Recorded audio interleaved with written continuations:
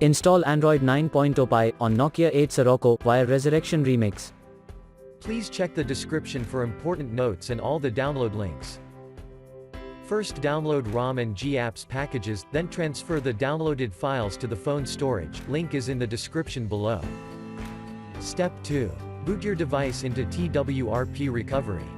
Once in TWRP, click on Wipe, Advanced Wipe, and select the check boxes, as shown in the image, excluding internal storage. Step 4. Swipe the button to wipe the device.